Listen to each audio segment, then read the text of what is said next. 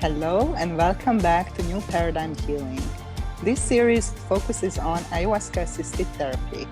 Our intention is to educate, inform, and support the conscious and responsible use of ayahuasca in the Western context. If you want to know more about Ayahuasca Assisted Therapy and our upcoming trainings and workshops, sign up for our mailing list to be the first one to know about the latest news at avatarhealingarts.com. Hello and welcome to our audience. This is my podcast, Ayahuasca Assisted Therapy. My name is Nina Itzel and welcome back to this episode. And I'm so excited today to be here with Larry Norris, who is from Decriminalize Nature. And we just, this is the first time actually we kind of face-to-face meeting, but I came across with his work and I really, resonate with the message that he's standing for. So I'm excited to share about this topic with you today. So we're gonna just dive in and have an exciting conversation. So welcome, Larry, and so good to have you here. I appreciate that you made the time. And this is my first time meeting you as well. So I just want to give it over to you to introduce yourself and to tell us a little bit about your background and how did you come across with the plants and with this work, this awesome work that you are doing today. Well, thank you, Nina. Appreciate it. Really nice to be here and have a nice little conversation with you earlier. We're in the shifting zeitgeist right now, right? Things are moving from one space to the other. I think people feel that they're sort of sensing that, but it's the end, or not the end result, obviously, but this is, a lot of work that got us here, and including for myself as well, the process that I went through over my life, just to be in the space now where I really understand some of the nuances and some of the subtleties and some of the important things that really, when we talk about decrim nature, we talk a lot about, sovereign relationship to nature, the self-agency of the healing process, all these different types of things, and so we're in this sort of juxtaposition right now where there's a lot of authority that's telling us what to do.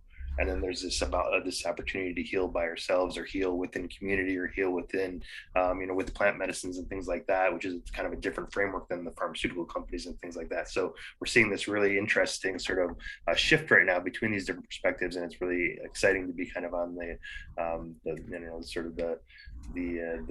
I don't want to say paving the way is always such a horrible nature term because you don't want to say that, right? But planting the garden with the rest, stewarding the garden with the rest of us right now. So my process has been kind of the same thing. I studied, I went to the University of Michigan from 94 to 98. I was very interested at the time with biopsychology and cognitive science. So that was what it was called before neuroscience. At the same exact time, I was also exploring mushroom experiences. And here I was in class learning about how the neurons affect the brain, and here I was in my experiences learning about how mushrooms affect the brain. I realized that they weren't talking about this in my classes. It was just very much mechanistic. It was very much drugs of abuse. It was very much sort of an approach that was like kind of othering some of these medicines and things like that. And yet I was having these experiences where, and also that consciousness exists in the brain only, right? And then I'm having these mushroom experiences where we're swimming in consciousness, where everything is alive. And it was such a dramatic shift. And at the same time, part of that research involved animal studies. And so imagine having mushroom experiences where you're all connected to one, and the next morning waking up and having to torture animals, which really was what it was, because you're putting them through these studies and things like that. And I was working with rats. After that, I've been working with monkeys. And it was kind of one of those things where I was like, had this sort of, explosion of like, what am I doing with my life? Like, am I really going to have to spend the rest of my life doing this to animals? And so I had this really, this moment of sort of, self-reflection of like really trying to figure out, okay, is this really where I want to go? I was lucky to have one professor along the way for my evolution class that was like, you can really write about any topic you want. And not a lot of the other professors were open to the idea of talking about entheogens or psychedelics in, the mid 90s. I think only Strassman's studies with DMT was about the only thing that was happening in the 90s at that point in time. And most of the other research was pretty stigmatized. But luckily he allowed me to write this paper. So I started looking at like, the potential evolution of consciousness through the accidental ingestion of plant medicines that occurred in the environment. And I wrote this paper, and we had some back and forth, and I didn't get the best grade because I was dealing with a controversial topic, but that's another story, right? But I showed it to my roommate, And I was still kind of new to this. I had a lot of personal experiences, but I hadn't dove in yet to some of the more philosophical or some of the more spiritual kind of texts or the things that people were writing about or talking about in this area. And he's like, this looks a lot like some of the writings that Terence McKenna has written about. Have you heard of Terence McKenna and this his idea of the stoned ape theory, if you will, Yeah. right? That our ancestry came along and came across mushrooms on the plains of Africa, and then through this process, the people that were more sensitive were able to build community, were able to hunt better, were able to communicate better. So it was really fascinating. That kind of like put me in a whole other different direction, realizing, oh, I have to go to neuroscience, which wasn't showing me anything about the inner experience. There's a whole other area that I could look into to kind of explore this. So that kind of set me in a good path. I graduated in '98. I decided to take a nice long road trip and kind of figure myself out. I went actually MAPS, Multidisciplinary Association of Psychedelic Study, was in Charlotte, North Carolina at the time. It was a very small office. It was just in the beginning stages, files stacked up. I was like, hey, I'd like to do graduate school. Are there other professors that are doing this research? And so they give me a whole list of professors. So I did about a 10,000-mile road trip around the US, talking to different professors, talking to different people, like, is this possible? Is this something that we can do? And everyone was like, oh, well, I'm doing that research, but kind of hiding it. I'm doing biofeedback research, or I'm doing this other type of research, or that, so like there's a front type of research that everyone was doing, and they weren't actually getting into sort of the plant medicine research. So I was like, well, I'd like to be really kind of explicit with what I'm doing and not have to hide it behind do two projects at the same time because one of them is stigmatized. So I took a little sabbatical. I moved to Hawaii for about 11 years, which was nice. Good shift. I was from Detroit area, originally Metro Detroit area, so it was a nice shift to be kind of in nature, be in the water, dolphins and whales, and sort of waterfalls and craters, volcano craters, all that good stuff. Along this time, I came across ayahuasca. Ayahuasca for me was a totally different experience than mushrooms. For me, mushrooms, now my mushroom experiences are kind of like the ayahuasca. It's like the mushroom knows. It's really interesting. I always think that the mushroom knows where your edges are, and then ayahuasca pushes those edges far out. And so now the mushrooms are like, oh, you know about these edges. Well, let's go farther out then. So now the mushroom experience can be kind of a little bit like ayahuasca to some degree, but ayahuasca really, for me, helped me understand the idea when people would talk about plant teacher, plant guide, or the wisdom of another plant consciousness. And I think that was so important for me because it took me out of my mindset of, oh, this is just all part of me, but took me in a relational, a conversational kind of dynamic where healing is working with myself and these plant medicines and these plant consciousnesses and the wisdom that can. And then when you're having that dialogue, it's much more easy to, be okay with if you fail, but also have someone there if you're, have something there that you can kind of interact with. So, I started exploring ayahuasca around 2000. Through that process, I became very, very, very interested in this. I decided I want to go back to school. At that point in time, there was only really one school that was allowing explicit research of this, which was California Institute of Material Studies. Obviously, this has changed now. There's psychedelic research centers that are opening up all over the place. But at that point in time, and those research centers are also that are opening now are more clinical based or these types of things, medical based. Whereas this was really about phenomenology, about inner experience, about qualitative research, about transpersonal psychology, which you were discussing earlier, which was like really what's the psychology above and beyond sort of our own sort of mental state. And so in 2009, I went there to start studying. I was working with Luis Eduardo Luna, who's ayahuasca, he's an anthropologist that works with ayahuasca down in southern Brazil. He's been doing a lot of great work for a really long time.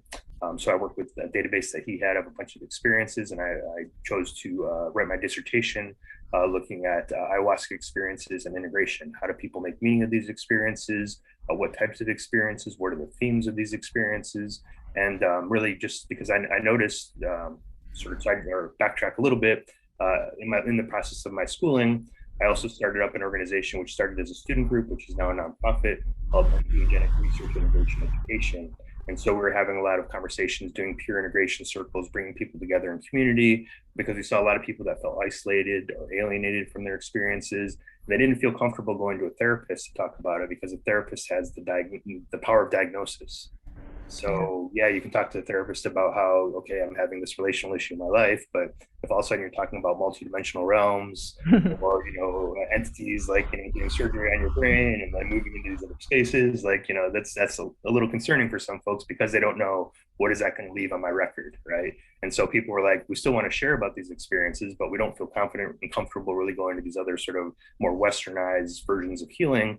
And so we started these peer integration circles for people to share, and that was really beautiful. But what I noticed through that process is a lot of people thought, oh, well, this is all supposed to be this type of experience. This is what Johns Hopkins or NYU is talking about the experiences. Why are my experiences different? And, like it's supposed to be positive and blissful. I had a really challenging experience, or I had an experience that was a little bit more dynamic than that. Where do I go to talk about that? Am I doing something wrong? And so what oftentimes would happen is you have a bunch of people come in the circle, and it's amazing synchronicities or coincidences.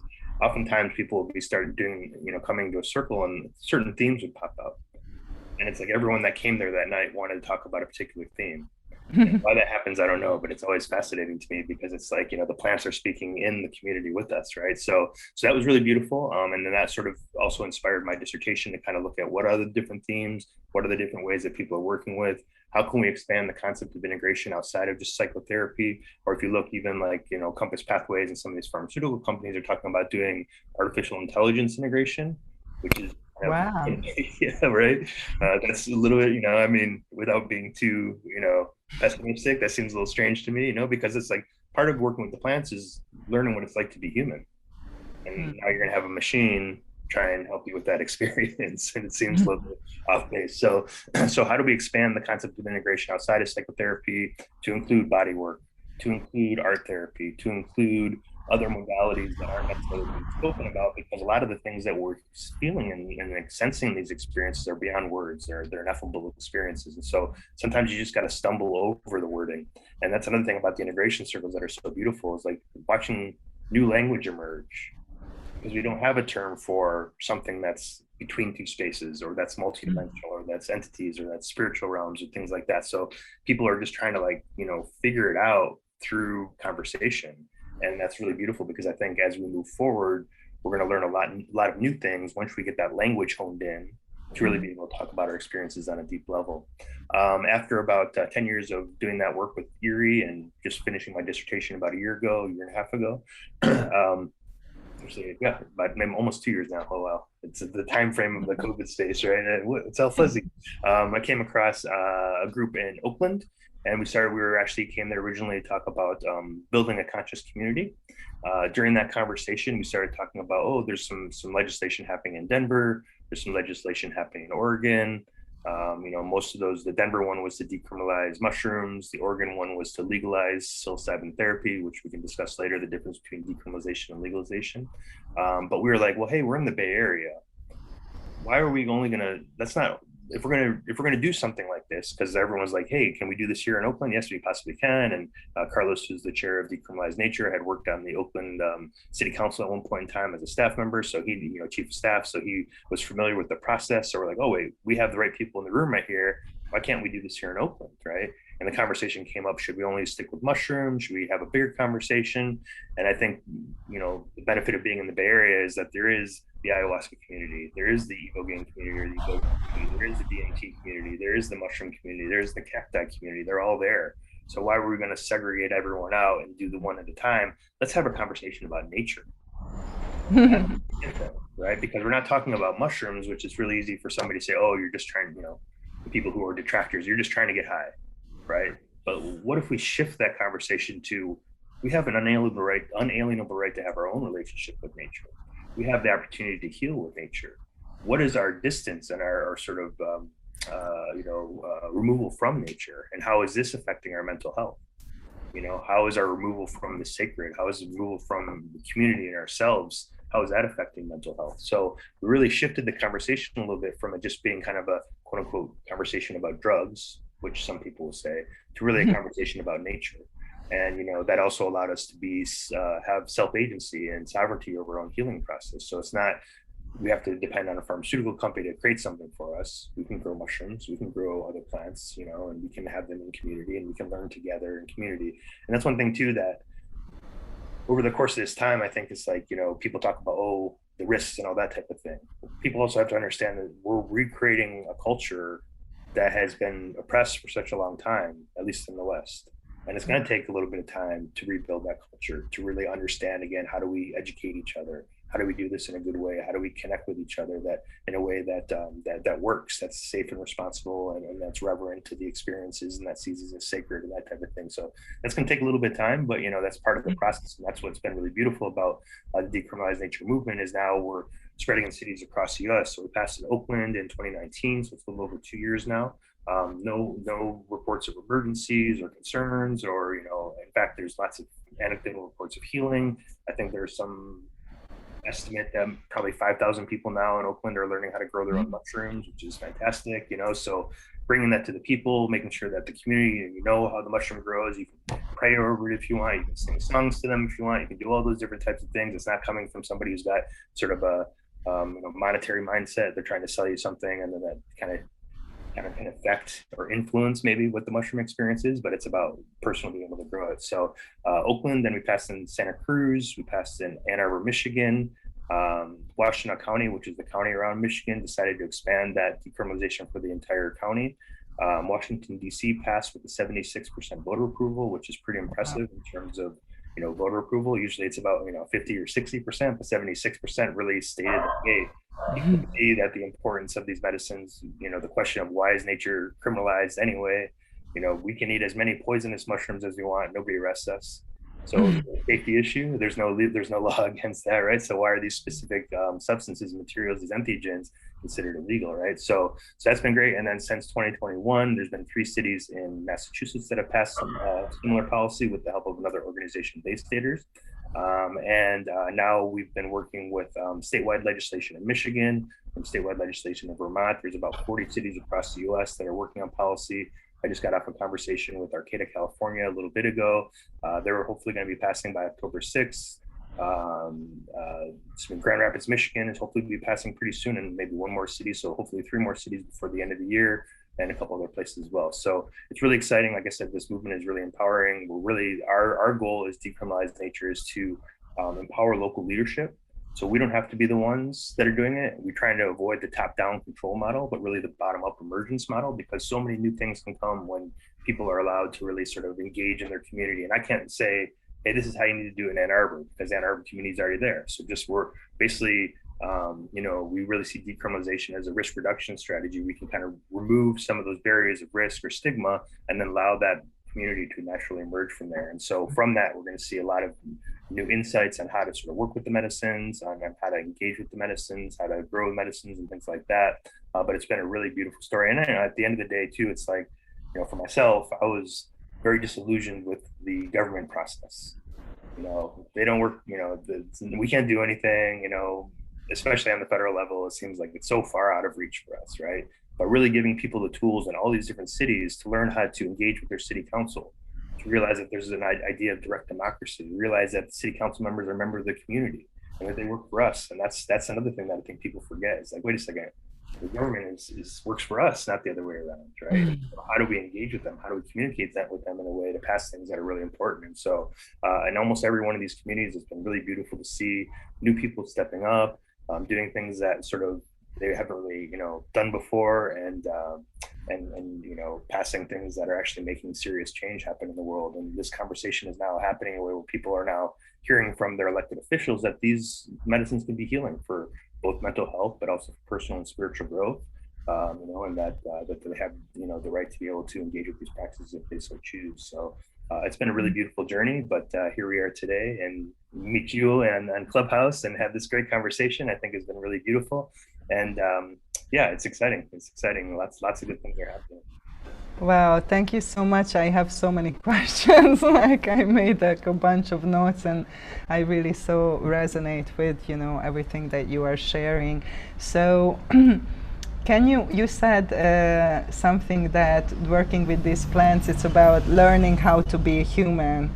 Can you expand on that a little bit, and what was your personal experience, because you were in the education system and that scientific kind of approach, you got that, and then you have this other type. So what was that the plants added to your understanding that you couldn't get through that other framework that you also were immersed in? Yeah, totally. Yeah. So I think that, I mean, the main thing was the shift for me from, we're the only conscious beings on the planet. Humans are where it's at, and everything else is just, there. And, and you see that in kind of the mechanistic, the reductionist mindset. Nothing else is alive. Everything is just kind of there to be exploited. And that wasn't necessarily my mindset, but that was the dominant mindset of that sort of, reductionist viewpoint. And so to realize, like, wait a second, we are a part of this. We are connected to everything. Oh yeah, when I can speak to a squirrel, quote unquote, or have a relationship with a squirrel, or a dog, or a crow, or all the other animals that are out there, or the tree. There's a big redwood tree growing in my backyard, and really just sort of honoring that this big redwood tree houses so many different animals and squirrels and birds and insects and all these different types of things, and it sits there and it breathes in and out every day, and like it absorbs the sun, and it relates to us as beings as well. So I think that was a really big part of me, really shifting this more of an animistic mindset to realize that everything is alive and that I'm a part of it. And so being a human being on planet Earth is both that, that we are in relationship with the rest of the planet, and that will hopefully help us in the long run with not destroying the planet, or doing all the things that you see out there, or littering, or like I don't ever litter anymore, ever. Not that I did before much anyway, but okay, when I was younger, maybe I didn't think about it, but now it's like, I'm really trying to take care of picking up when I'm on the beach, all these different types of things, because it's our home, right?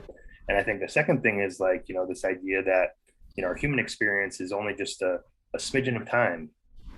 Our spiritual soul experience is much, much bigger. And what are we here to do? Why are we on this planet? It's because we're learning how to be a human being. We're learning how to engage with the earth. We're learning how to engage with beings on the earth. And that's another thing I think that was really interesting, in terms of what is it like to be a human being on this planet, because we're not just here for 100 years, and then for my opinion, then everything stuffs out and consciousness is gone and it's over. It's like, we're learning lessons. And there's actually a really interesting one of the transcripts for the dissertation work I was doing. Somebody was actually looking at it and saying, and he had an interesting, you might appreciate this, an interesting idea about integration, and was basically saying, we have integration backwards. We're not trying to integrate those experiences here. That's our natural home. That's our soul home. We're actually trying to integrate this experience, the human life, back to the soul home. And so there's this other dynamic that's happening, where it really kind of helps us say, like, oh, wow, so all the lessons we learned here on this planet, all the things, all the hardships we go through, all the blissful moments we go through, these are experiences that we're gathering, so that when we go back to our soul home, wherever that might be, if that exists, which I'll assume that it is for the sake of this argument, then we can actually kind of have a sense of, like, oh, okay, here we are. We learned something about human life. We learned something about why we're here. We learned something about what it is to be here in this existence in the 3D plane. And so I think that's another aspect of that sort of conversation about what is it like to be a human being on planet. Wow, yeah, that is amazing. I had, very similar experience, and I think it's interesting how, basically it's kind of the opposite what we are taught, from in school, and somehow it feels to me more natural and more logical, because if we look at, systems that are in place that were created on this, based on this disconnection, that people experience, those systems are not really sustainable. And as you mentioned, when you reconnect and we come back to the roots, and on your website, that's restoring our roots, that's the main kind of vision statement or something, which I really, really love, and I experience, personally. It's just, you don't need a law to say not to poison the river, because you understand that you are connected and you are interdependent and you live in this community, and there is a relationship, and how to keep a healthy relationship for the benefit of all. And I think this is something quite revolutionary that really challenges, the current systems, that are based in a completely different assumptions. And, from my perspective as a therapist, as a healer, looking at mental illness, mental, emotional discomfort, or even chronic disease, allopathic medicine is didn't do a lot of success, on this field. And from this perspective, it's easy to see why, because it's only treating, on a symptomatic level and looking at human being as a sack of, flesh and bones, and the machine, and not considering, these other aspects, and the spiritual, and the conscious, that we are consciousness, and how we are interconnected, and so on and so forth. So I can definitely see, in healing as well, that these two different viewpoint gives us two different framework, what we can work with, and also, the results are quite different. And then it's not difficult to see, wow, this is maybe a more sustainable model and a more effective model. And also, as you said, it feels natural, of course my conditioning, was very much material, coming from a communist country that has no spirituality at all. So but when I expanded, into these other worlds, other dimensions, and into the realm of consciousness, I just felt that makes so much sense. That actually that's logical, that's understandable for me. It's just, it does feel that is my natural kind of orientation, and that's something, the other framework was something that was imposed, and it was like constricting, me as a human being, and also, just us as a collective, I think. So I really appreciate that. And, I think, I don't know who I think, Graham Hancock was saying, that he has this meme that he asked the shaman, what is the cause of disease and problems in the West, and the shaman said is from the disconnection from spirit, which is, from the disconnection from our true nature, and, the consciousness who we are. And I quite agree with that. I think, that this disconnection and the solution then is reconnection, and is that type of integration and bringing things together, not just on the material level, that, as you said, community in shamanic practices, shamanic healing happens in a community, not a one-on-one. You go secretly to a therapist and you never talk about it because you're stigmatized, that you're crazy, but it happens, and that has, like, just such huge power, and as you said, people are looking for these communities. Sometimes just listening to somebody's stories with not even offering any advice or any insight, just being witnessed and listened without judgment, can be very healing, and simple things that happen in this realm. So I'm super excited, that the second kind of renaissance, psychedelic renaissance, is happening, and I hope that it will turn out much better than in the 60s, when it just ended up, in a big government shutdown. And we're not going to go into that, what were the reasons for that, and why certain powers are not. We've done I think a lot of maturing since that time too, but we're also in the same sort of scenario. And you touched on a bit ago about this. Why is the mainstream dominant sort of approach to disconnect us from spirit?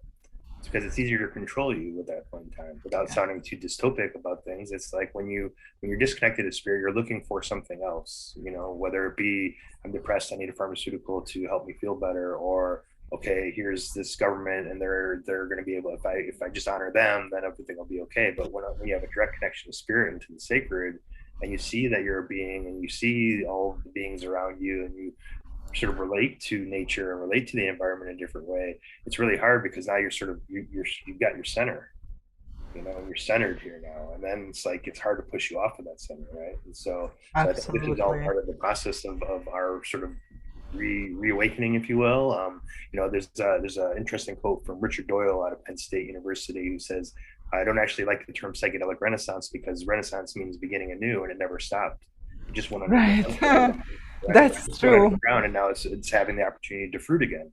So just like the mycelial network, it's kind of underneath the underground. It's been doing the work, and now the conditions are right. Yeah. And now everyone's able to show the fruits and those different types of things. Like the mycelium, and now it's like the mushrooms are manifesting. Yeah, and I really feel, that the one of the big consequences of that disconnection is disempowerment. And I see that especially in healing, that in the pharmaceutical model, people totally feel powerless and victimized and give all their power to a doctor, to a pill, to standard of procedure or whatever. And once people start coming back and reconnecting to their own power, to their own true self, and to nature, and through to community, to the earth, they become more empowered. And that's what the medicine taught me, that I am the healer and I have everything within me, to create healing. I don't need anything. And obviously that's dangerous for certain people, who live on that, you can't make money off of that then, huh? Exactly. And I think, but also that's the beautiful part of it, is to taking our power back and realizing that we are powerful and we have so much power to create change, not just in our own life and in our own health, but, in our communities and in our collective eventually. And I really feel that the moment is now, for sure.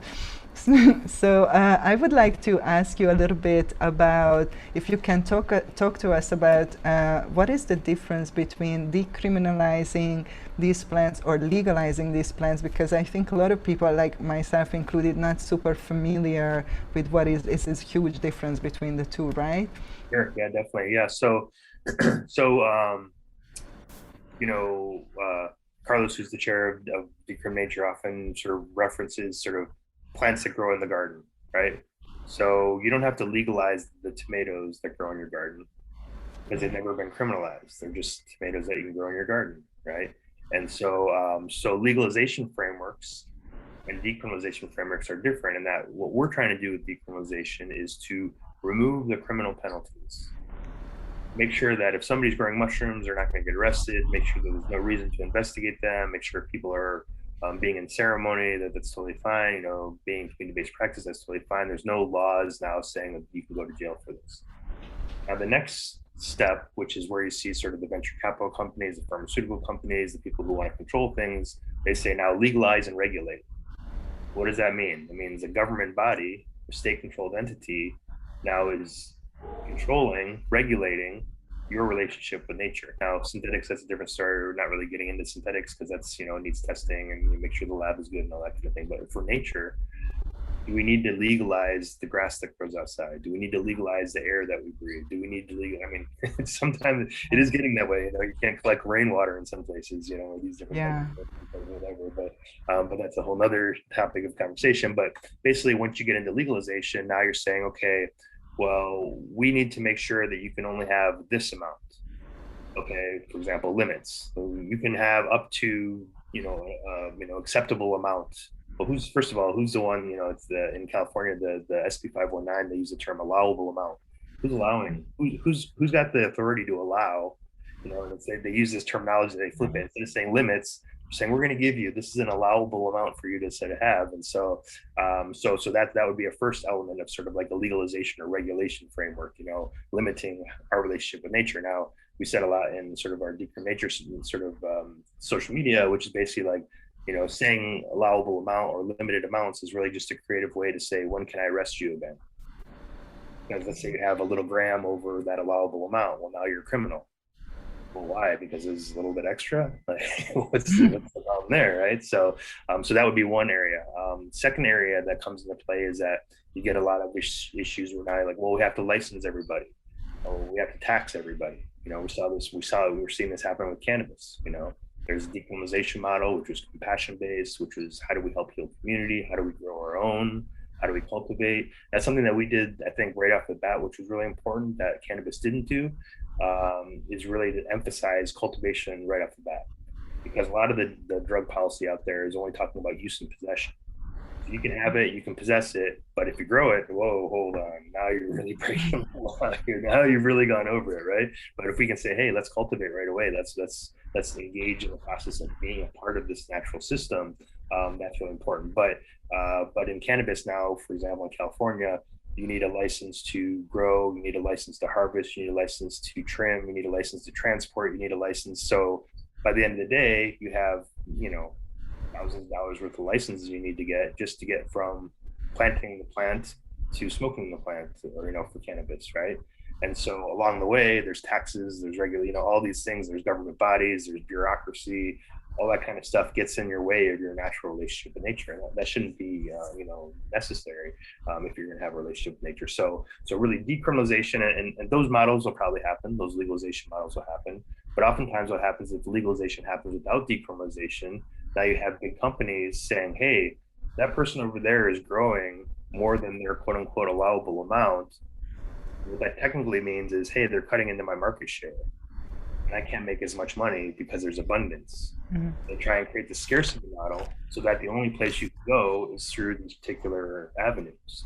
And if you create an abundance model, now all of a sudden, like, they aren't going to make as much money. So when you legalize without decriminalization, what it basically is doing, and you see this a lot with a lot of different things, like, oh, well, I'm permitted, this person is not permitted.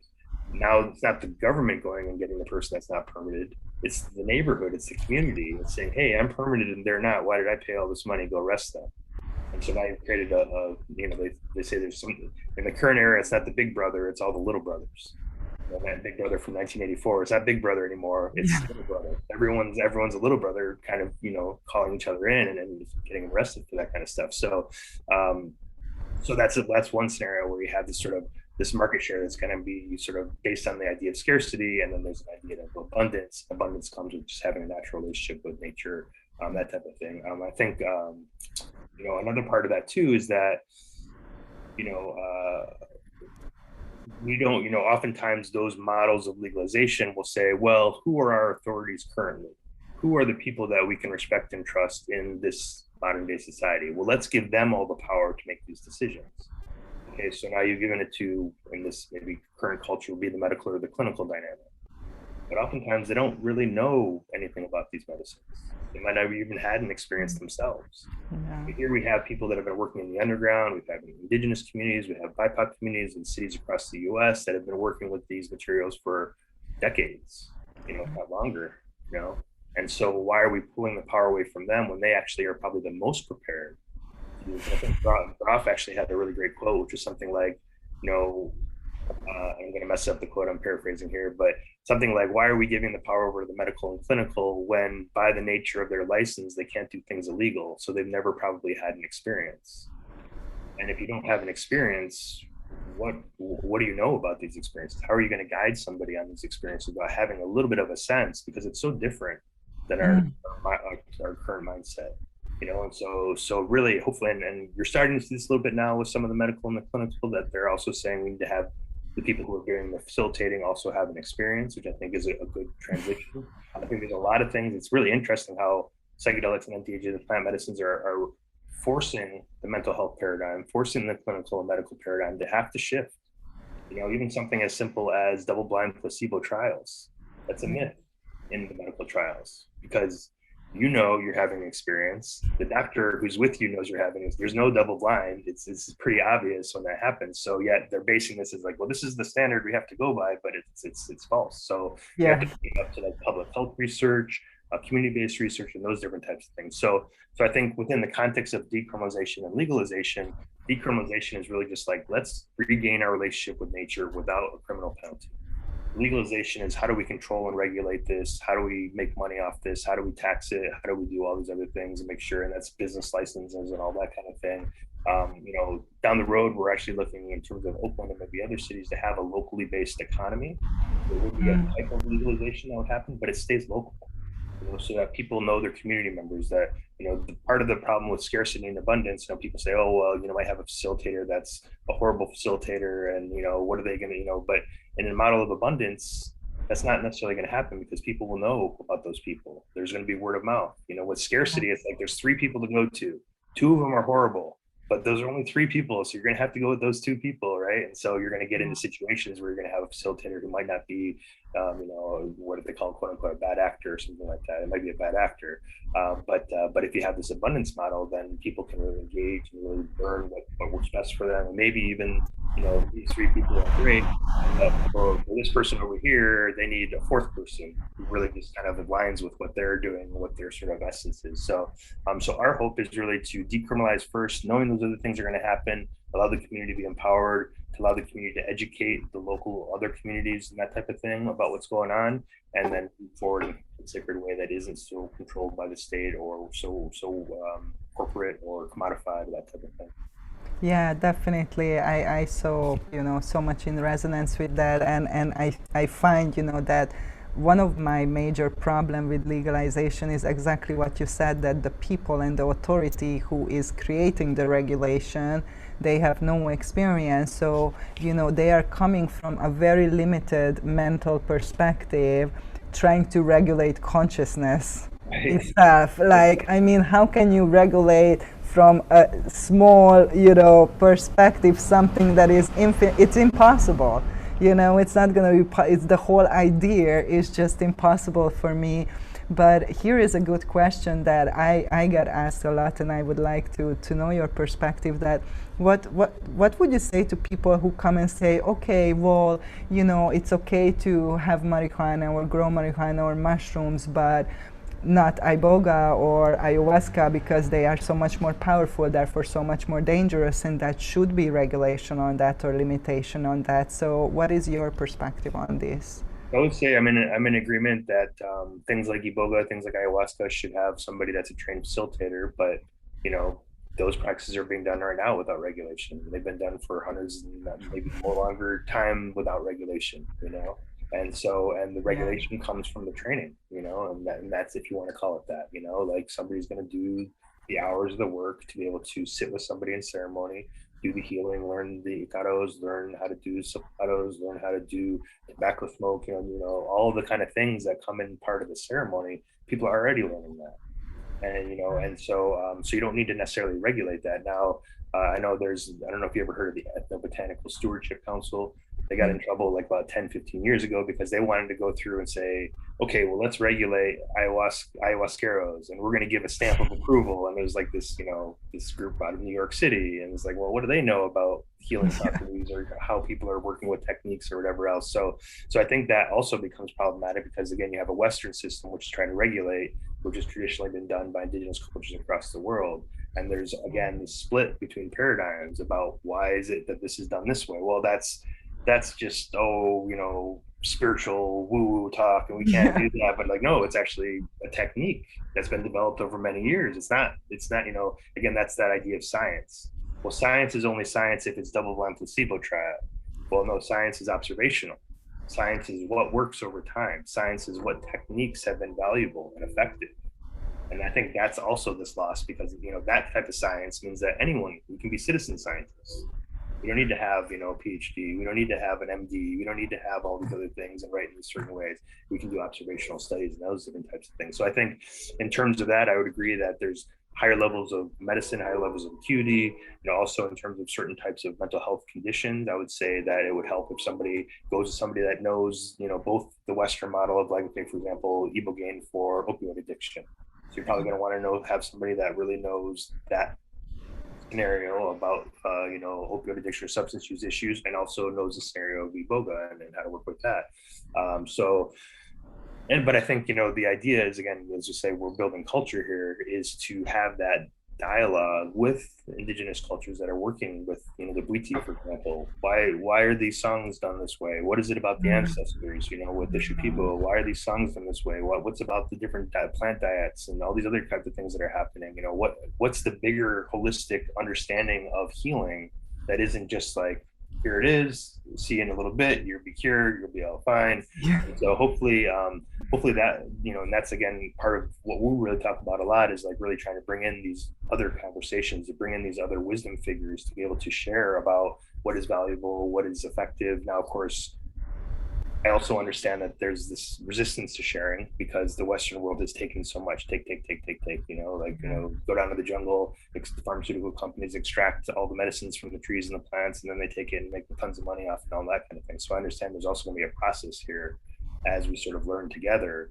But I think that's really important as we move forward, and hopefully more people will be trained in good ways, and more people will be able to engage in ceremony and have facilitators that are, professional, quote unquote, doing good work. But not necessarily to say, hey, everybody go do ayahuasca, everybody do iboga. On the other side too, though, a lot of those folks, back in the day when ayahuasca wasn't familiar, like that's how they learned, is by just themselves, right? Yeah. We hear a lot about Initiation by fire. exactly, yeah. And so, I was reading this really interesting article in the ethnopharmacology book. I forgot the name of the author, but we have the Jeremy Narby and kind of the traditional mindset of like, oh well, the ayahuasquero told me that the plants told them to add these two different, the chacruna and the capi Right. together to make the ayahuasca brew. This other theory is actually pretty interesting too, which is basically saying that it came from interactions between tribal traditions that sort of rubbed together. And so maybe somebody was chewing a capi vine, and maybe somebody else was doing an ampna, DMT snuff.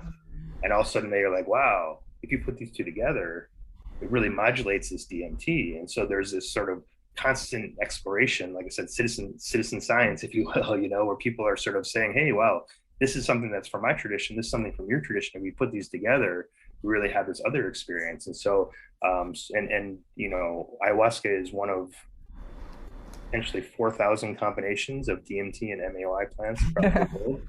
And that's pretty amazing too to think about. We have a lot to learn. What about, from the perspective of both what do these plants do, but also what are the spirits? What is the spirit of an acacia and a Syrian rue? What is the spirit of, a DMT plant and an MAOI plant when they're not from sort of the jungle of the Amazon, but maybe they're from, Southeast Asia, or maybe they're from Northern California or wherever else. And like, are there new spirits? Are there new conversations that need to be had? Are there new techniques that need to be learned? There's a lot of really fascinating things that we still have to learn, but we just don't even know what the plants are that exist outside. Even in the Bay Area here, we talk a lot about, obviously iboga is something that is has sustainability issues because it's the root of the plant. So you have to like pull it up to get the root, and that's what you're working with. But here in the Bay Area, we have star jasmine, and it grows everywhere, and that has ibogaine in it. And landscaping trucks cut it all down, and they put it in a landscaping truck, and they throw it away. It's like nobody even knows what's around, right? And so we're just totally oblivious to all the different gifts that are around us all the time. So we have a lot of work to do, but I think bringing in those voices is really important. Learning together is really important, but also for us all to understand that we don't know everything, and that we're going to learn, and we're going to stumble, and things will happen and that type of thing. But that's part of the process as we grow. Yeah, definitely. And just to returning to, regulation versus education, like I believe, that one of our biggest resources is education, and that's one of your focus points as well, as you read on your website, is to, community and education. Because we know so little, especially in the West, from this limited mindset and disconnected from these spiritual realities. Like I know from my own example, coming from that background and then coming to a space when I could expand my awareness and understand, what does it mean that the shaman is praying over the ayahuasca when they are cooking it, when they ask the permission of the plant, when they are taking it, from nature, and that, when before they serve it, they talk, to the brew. And so there are all these invisible things that are not visible, not measurable with mechanical, material instruments, but have a huge significance, but we do not even understand, because simply our framework and our viewpoint doesn't allow for that understanding yet, until we go beyond. And I think it's just, experiences and education, that is really important. And when I stayed, I was lucky to stay with indigenous people, not just, down in Peru, but with the Maoris in New Zealand, and, some kahunas in Hawaii. So that was an awesome experience.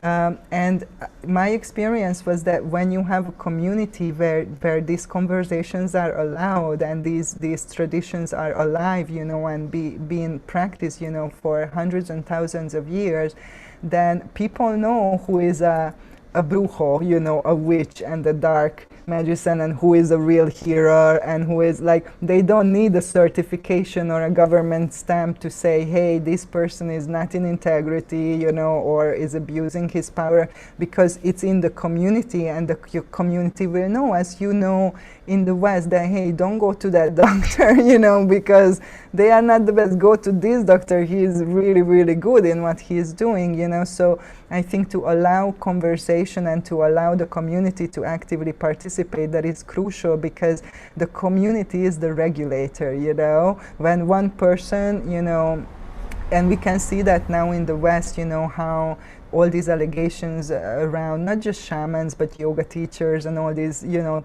come out with about sexual abuse and things like that. Even medical practitioners. That's the thing too, is it's like, you know, the medical practitioners talk a lot about these other communities, but forget and acknowledge like, oh wait, this is also happening with the licensed MDs, you know. Oh, absolutely. And you know, I think that the big part of the problem that is hidden and it's secret, you know, once we start talking about it and people have that in their awareness and people interact with each other and that conversation is permitted, you know, that becomes self-regulatory, because the community will push out these people and nobody will go there, you know, nobody will go to those ceremonies or to those shamans or to these healers or doctors who have a bad reputation. And I think, you know, what you mentioned as well, what works over time, you know, when people ask me, you know, how to choose, you know, a retreat center or a shaman or something, I always say, you know, look at their reputation, look at what they already did, look at their clients, ask references, you know, that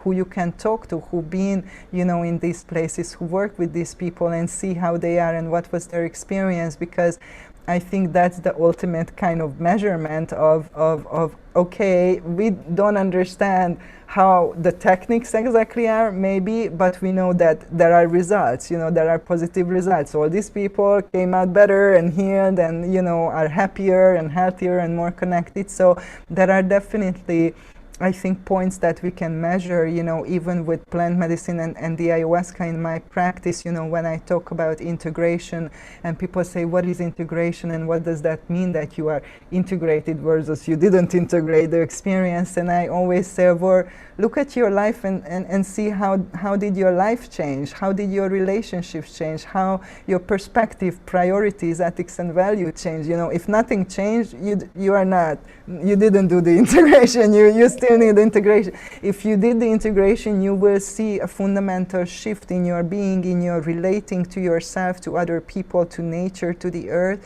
and that will be like something evident and also measurable, because your behavior will be different, you know. That is something that we can actually kind of measure and point out, that is, you know, not in the spiritual and the energetic realm, but, you know, all in the physical space as well. And you know, also I really relate to what you said about constant exploration, and for me that's the evolution of consciousness, you know, it's never-ending process. So I feel, you know, that with the regulation and that system is so rigid, you know, that locks the evolution, it's like freezes it, you know, and it doesn't allow for that exploration and for that sharing and for that continuous evolution. And I know that, you know, myself, I am always learning, you know, like I'm always a student and a teacher at the same time. There are people who come to me for guidance because I have something that I can share with them, and also there are people who I go to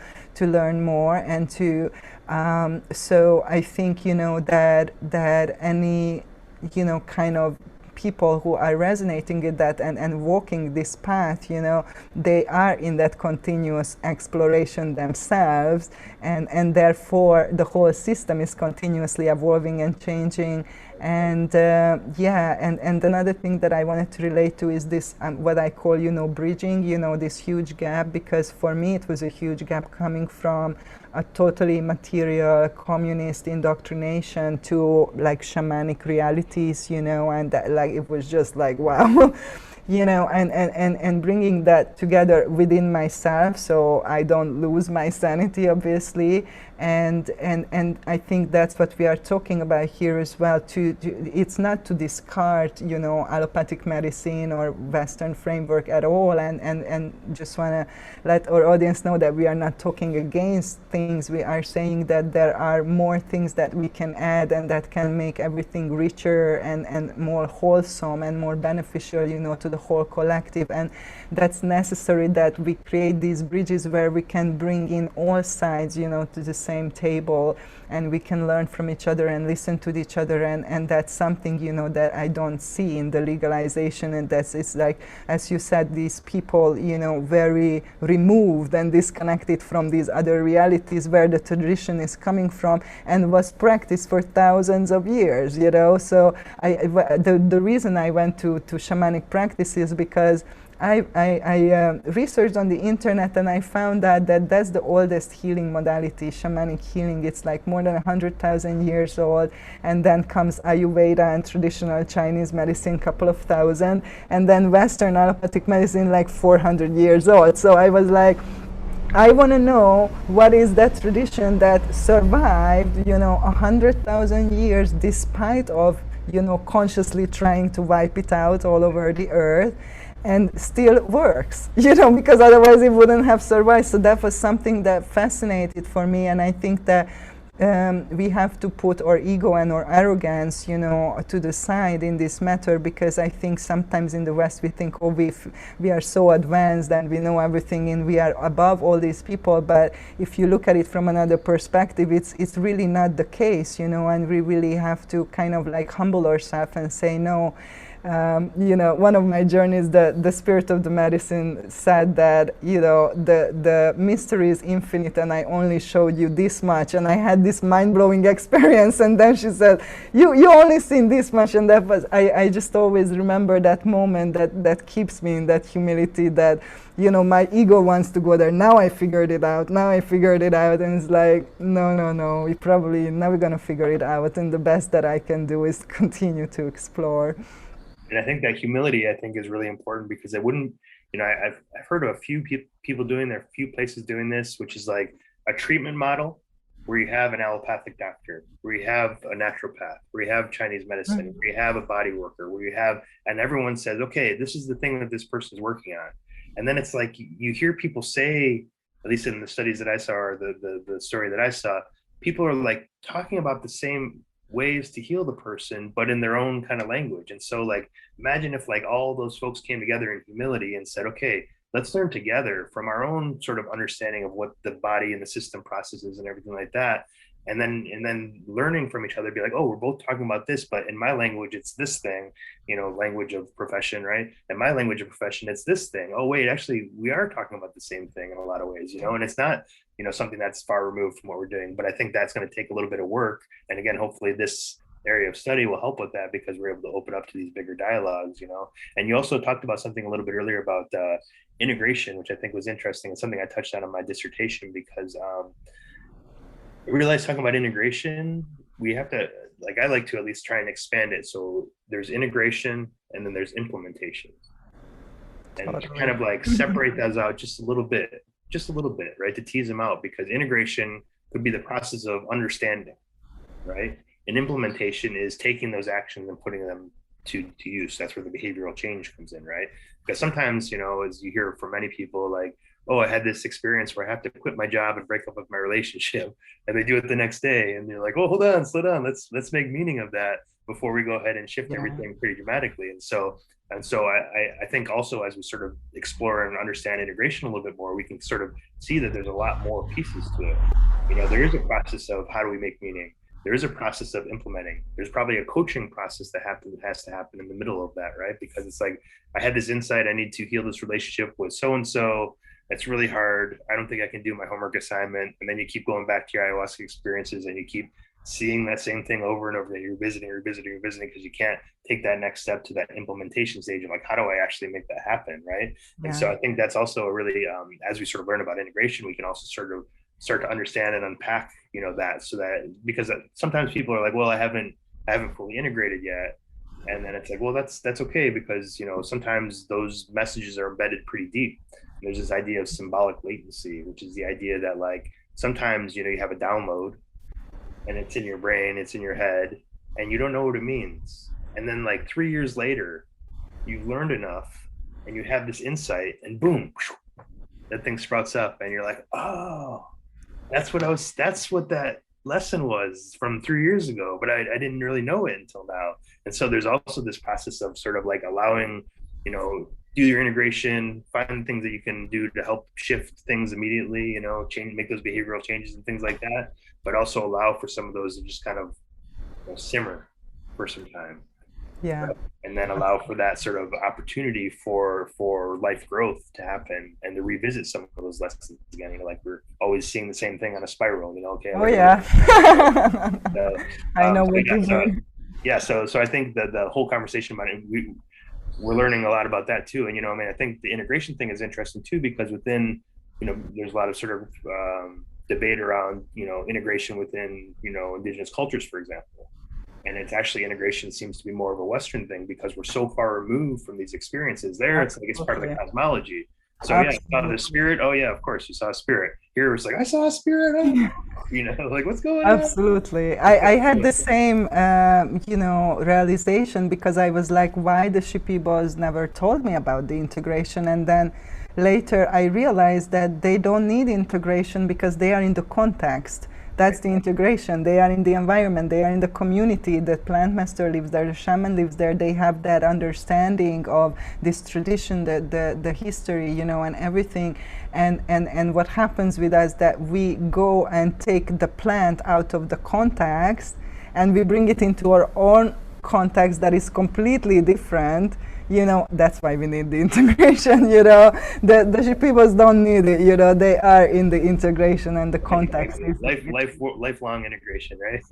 Yeah, totally, absolutely. Well, I'm so glad to have this conversation, and I would definitely would like to come back to this space, because I think that there is more to discuss, so we're gonna do more episodes. But just for today, just to leave this audience with something, what would be some message that you would like to put out right now into the world? Sure.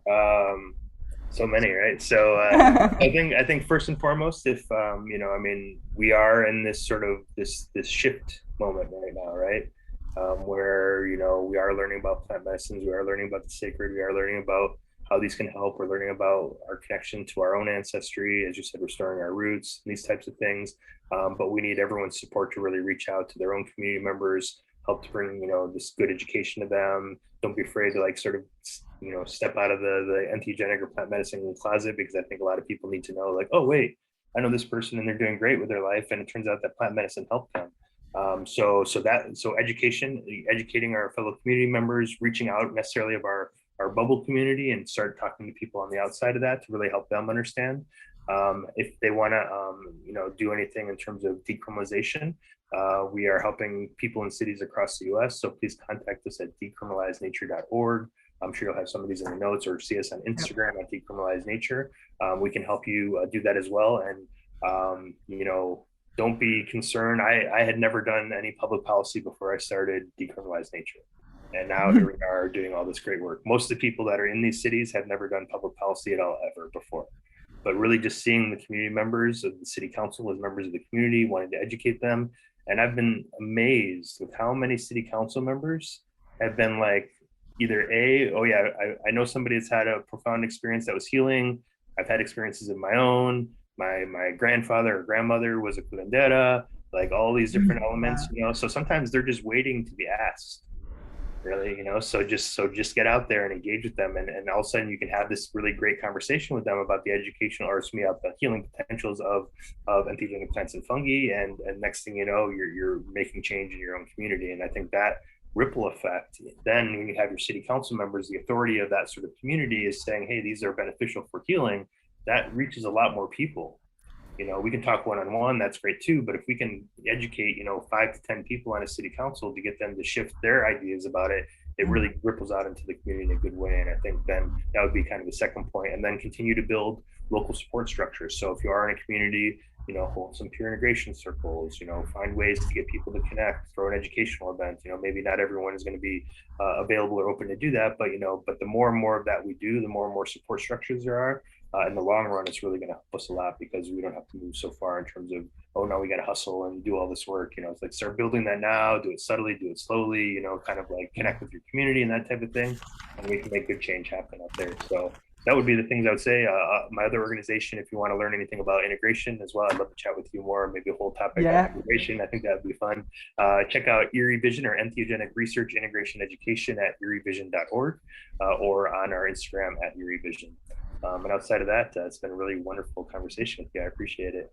Yeah, thank you so much, Larry. We're going to include all those links for the websites and availabilities in your short bio in the description for sure.